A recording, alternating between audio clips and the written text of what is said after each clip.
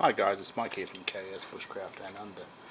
Today's project, I previously mounted these ARB permanent fixing bars to the tray of the ute.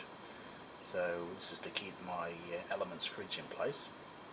Now the Elements fridge is pretty heavy, it's about 38 kilos, so it's a bit of a struggle to lift it into the tray on my own and to get it to align to the cutouts on these. Now effectively it makes it theft resistant, because the screws it uses are anti-theft screws, so not something the average person will have. So generally when it's in the tray of the ute, I've got the padlock on it and these on it to hold it in place.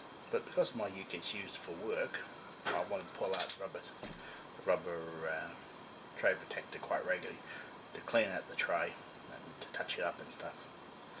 So unbolting this and realigning it is a bit of a pain, and it's also a pain when I climb into the back of the ute. I have a nasty habit of kneeling on these brackets even though I know they're there.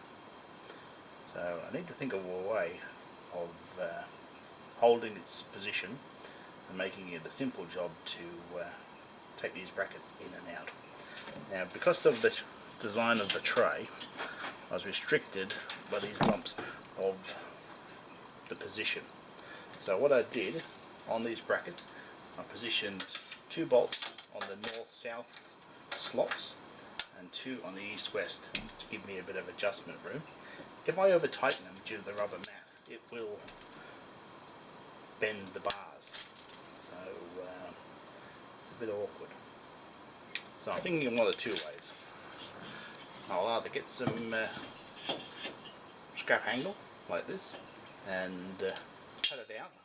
Now it's important that from the back of that bracket to this one here is 505, so maintaining that 505 and of course running it true to the size of the fridges, I'll be able to make this into a single piece. And basically I can hook the fridge out, undo the 4 bolts. Now I changed the bolts from nylocks to rivet nuts, which is perfectly strong enough for this application, so that I don't have to get underneath the car. Now I could get to underneath these 2, but unfortunately due to the layout, those 2 there are right above a cross member, so it's blank. So I couldn't get it though, so the nut rivet was essential for that position.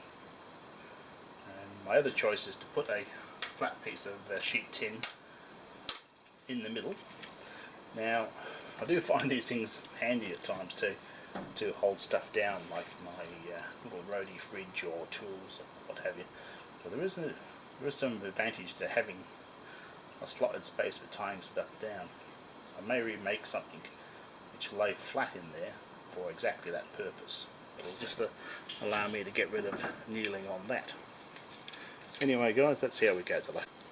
Hello guys, welcome back. So I decided to can the idea of putting the channel on the outside, because I'll end up with kneeling on it, there's nothing surer. So I've cut this plate. Now this plate will go below the bars. I've notched it to miss the slots, almost enough to miss the washers on top, but instead it'll be going underneath, so that won't be an issue. So that'll hold it square in every direction. So all we'll have to do is just loosen the bolts, lift the whole thing out, and hopefully returning it will keep everything nice and square. So no problems. Well guys, we're getting there. So I've cut the plate, trimmed the edges, slipped it underneath. So I've got my 505mm, which is what I needed. It's parallel. So what I'll do now is I'll pop rivet 4 pop rivets in to hold it square. Then I can actually just place it underneath the fridge to make sure I am spot on, which I'm pretty sure I am. And it's going quite well. So this will be a nice, neat way of holding everything lined up and basically just bolting it in and out.